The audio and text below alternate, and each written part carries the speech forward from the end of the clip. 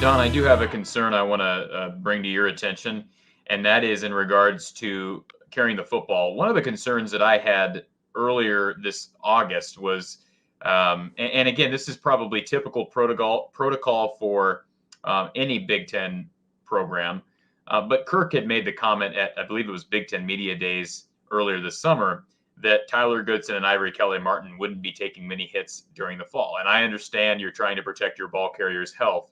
Here's my only concern with that, and I said it at the time.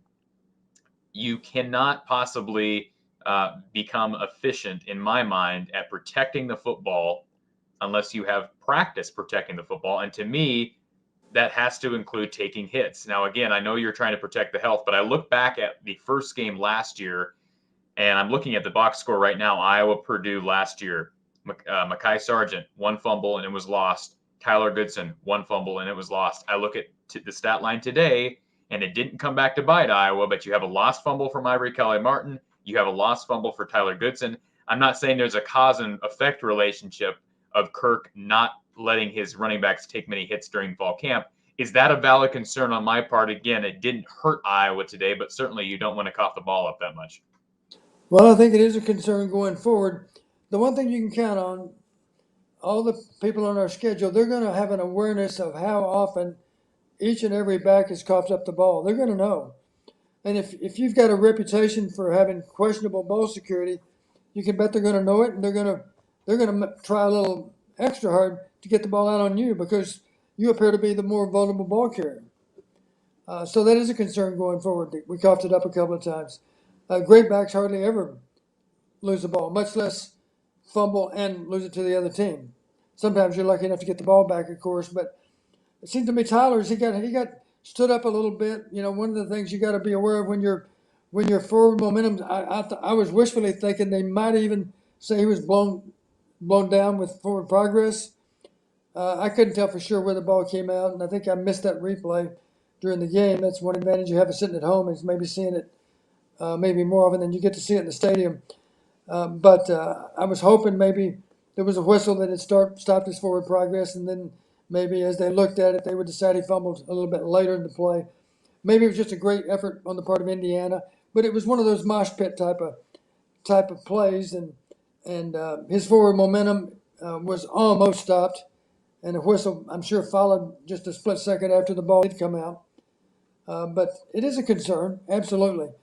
And the one thing you know is that we've done a good job protecting the ball over last season's 8 games, and the fact that we lost it twice, we're still +1 on turns. That's nice. That's a nice thing in our favor, and yet you can't assume that you can cough it up twice from a run standpoint, or from a ball carrying standpoint, I should say, because it applies to the wideouts too, and still win the day on turnovers. And as you know, turnovers are critical. So thankfully, our 3 turnovers were more valuable than their 2.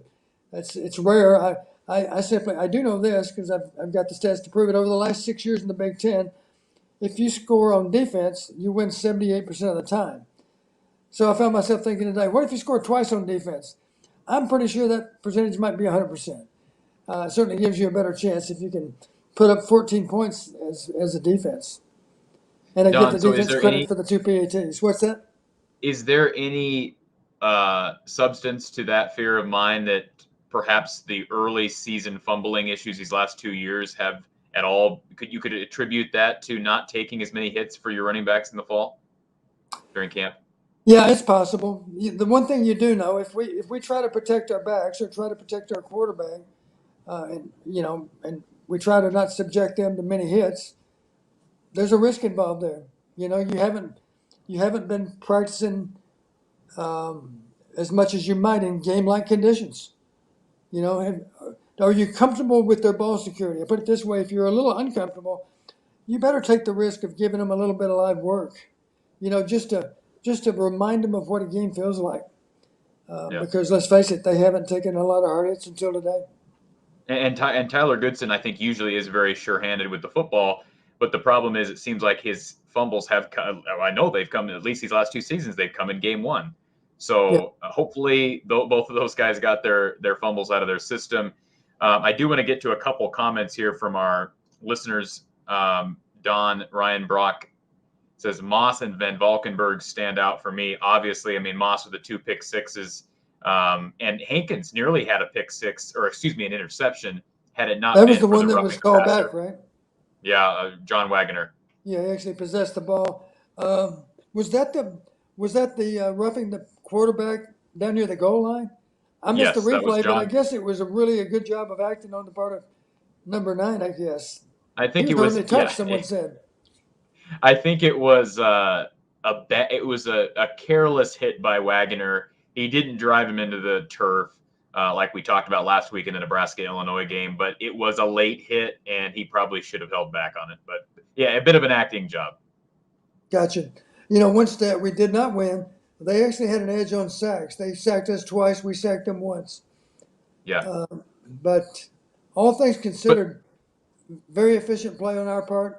I thought there was good pressure on Penix, especially early by the line. But he did have the knack, even though he wasn't quick on his feet today.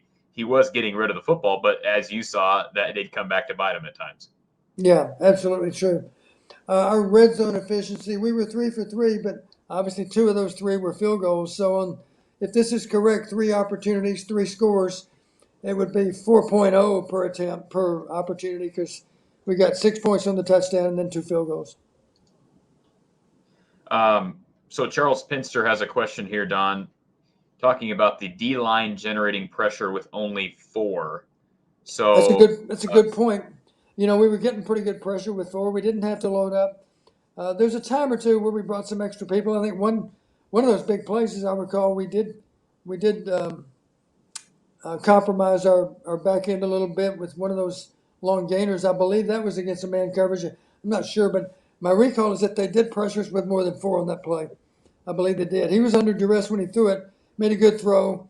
They caught it. Of course, they ran out. I believe that was Freifogel, wasn't it? I think. may have been, may have been. And speaking of Freifogel, we haven't really brought him up yet, Don. I thought they held him in check. I mean, taking a look at the final, let me pull up his numbers here. Final numbers for Freifogel, if I can get that name out. 5 catches for 84 yards, no touchdowns. He did have the 33-yard catch and run. I believe that was, I want to say that was a 4th down. I know one of the big catches was on a 4th down, and Yeah, it that's the kind of one hurt I'm thinking of. If time. I'm not mistaken, I think we did pressure that on that particular snap, and they were able to get the ball off even versus an extra rusher or 2, and of course made the big play after the catch. Yeah, here's a good stat for us talking about our punter. Basically, when we traded punts, we picked up more than 7 yards. The average punt was 7-yard differential, but then when you throw in the return yardage, we gain even more advantage. Let's see what our return yardage was. Punt returns, we averaged 9.3. That's on 3 returns. Yeah, 28 yards there. So 28 yards off of their punting total, and their only punt return was actually minus 2 yards. So what did I say? 28 yards on those 8 punts. So that's another 3.5. So that puts them down to 39. Basically, every time we traded punts, we picked up 10 yards. So one note about that 4th down conversion to Freifogel is it appeared that Seth Benson got isolated on Freifogel on that play, and I'm sure you'll watch that back at some point. But it seems to be at least an issue with Iowa, and I know that the playing more of the nickel, or as they call it, the cash package, Right. helps that a bit. But does it seem like Iowa has an issue at times allowing an opponent's best receiver to be isolated on one of its linebackers? Well, one of the things that Indiana did a solid job with, you could not predict where Freifogel was going to line up. There were times when he lined up as an inside receiver on a 3-receiver side. There are other times he might be the outside receiver on a 3-receiver side. Sometimes he was in the number 2 spot in the slot position. So they did a pretty good job of moving him around. You can't predict where he's going to line up. Obviously, if they're trying to get the mismatch, they have to line him up a very specific way to be able to match him up on the guy they want to match him up against. And even then, it doesn't carry much weight, of course, unless it happens to be some kind of man coverage. Maybe it's some kind of underneath man coverage with zone in behind. In rare cases, of course, it would be man or man free coverage with a linebacker manned up on an inside receiver. But most of the time, of course, we rely on getting good pressure with our front four and being really sound in the back end. When I say the back end, I'm talking about linebackers and DBs, understanding where we need to fit, having really good spacing to be able to defend the field, just having a good awareness of what their tendencies are out of certain formations. You can see if you really study those DBs, there's a lot of communication going on before the snap. And I don't doubt for a second that they're just reminding each other of what their tendencies might be on a certain set. That's good football to be able to have those conversations even shortly before the snap sometimes.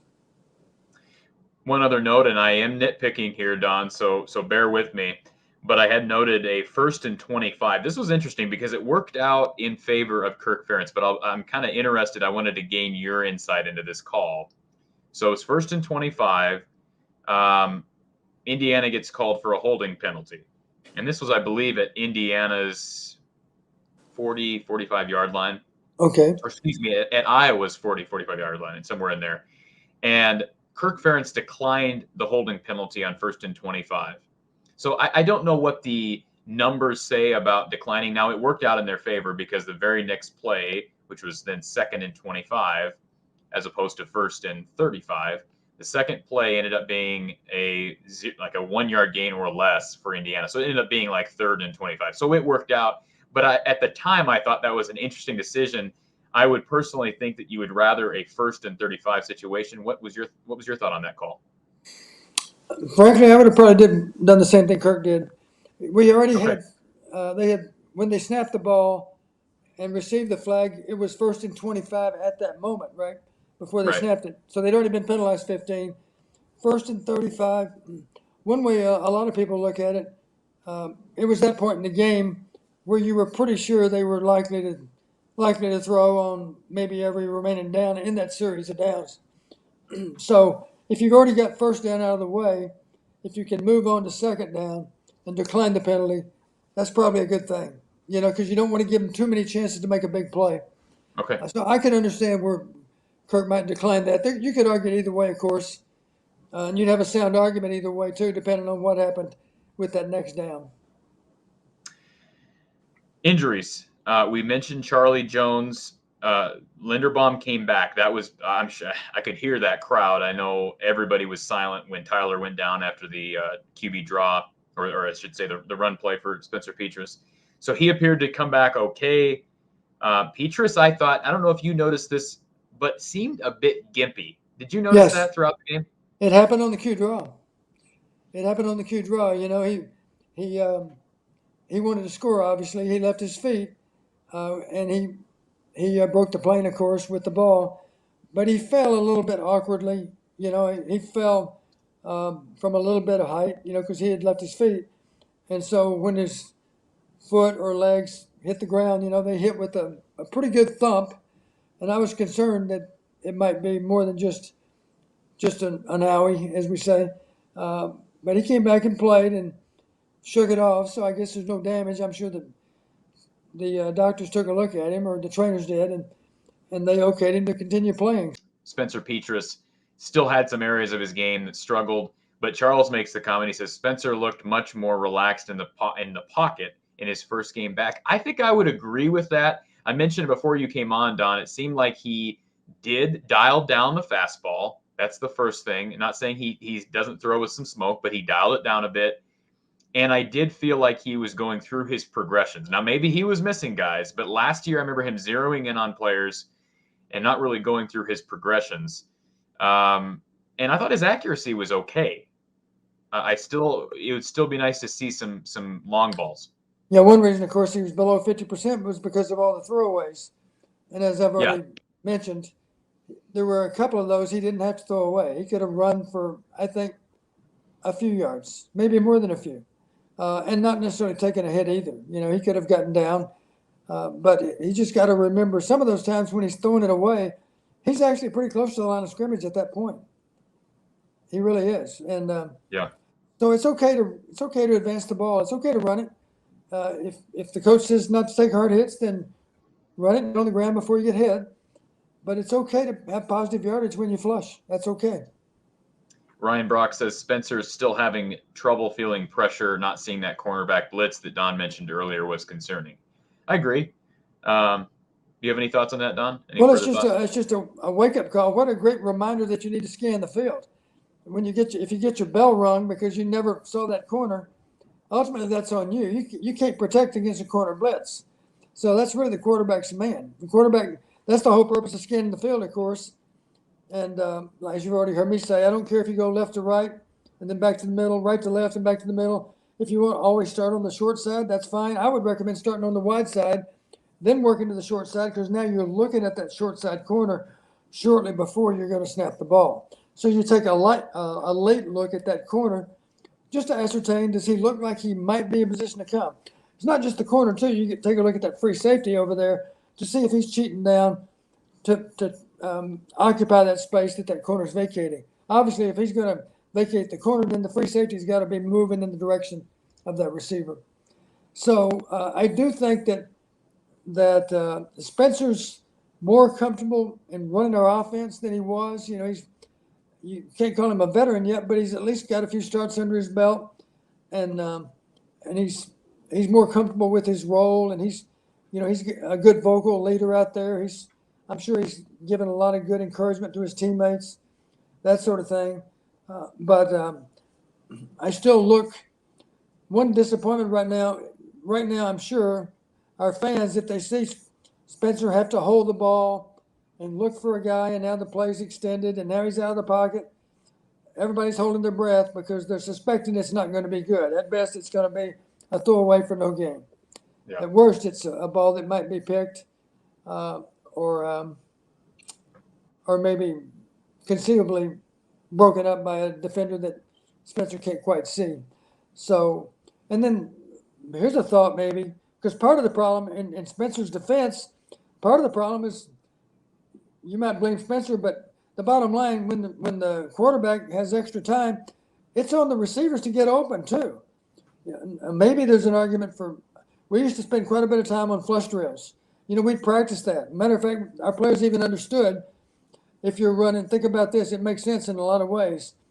If you're running a shorter route and the quarterback breaks the pocket, now think about breaking deep, because sometimes a flush can turn into a deep throw. It's kind of funny. Deep defenders sometimes, when the quarterback leaves the pocket, sometimes their brain kind of shuts down and they lose sight of the fact that a receiver might run down the field on them. They're looking at the quarterback because they're trying to figure out where he's going to go next. And they might not even realize that a receiver that's in the corner of their eye, he's actually breaking deep down the field. He's actually on top of the defense. I'll give you an example, a specific example. We had a tight end years ago named Mike Flagg. We're playing in Columbus against the mighty Buckeyes, and Chuck Long was our quarterback. Chuck flushed out of the pocket. Chuck was almost out of bounds, and at the last second, he throws the ball up 50 yards downfield to a tight end that is behind the entire Ohio State defense.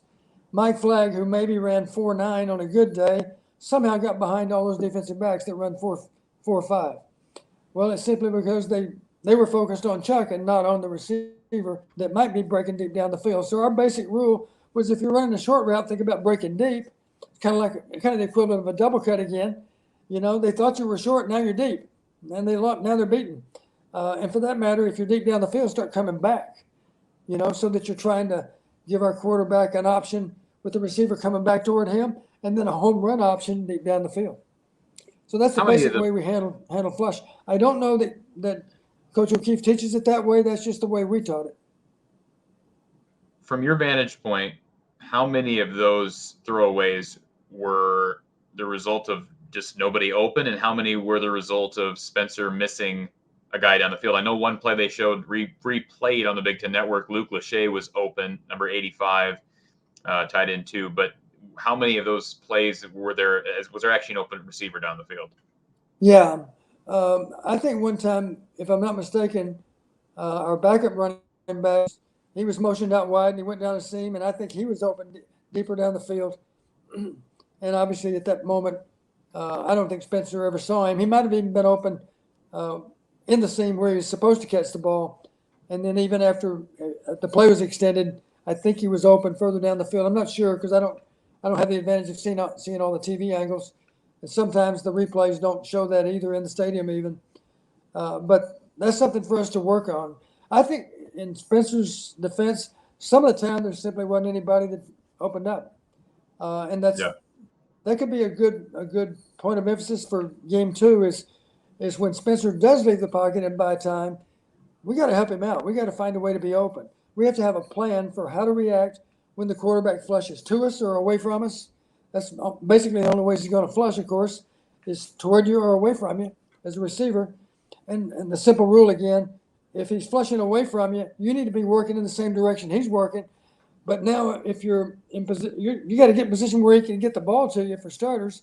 Obviously, if he's running with a lot of speed to the right, then you don't need to be running hard away from him. You need to be working in his direction, and you need to be prepared to be coming back toward the line of scrimmage to keep those defenders on your backside. You got to be sure that nobody undercuts you. And the best way to do that, of course, is to keep squeezing back toward the ball. Let's face it, if you catch a ball in that situation for a gain of 5, that's sure as hell better than a throwaway, or for that matter, a sack short of the line of scrimmage, or sometimes a quarterback where he's not aware of where he is, he runs out of bounds for -2. That can happen sometimes. But the bottom line, we got to help that quarterback because he's under duress. We got to try to work in his direction, and we either need to be breaking deep downfield or coming back toward the line of scrimmage.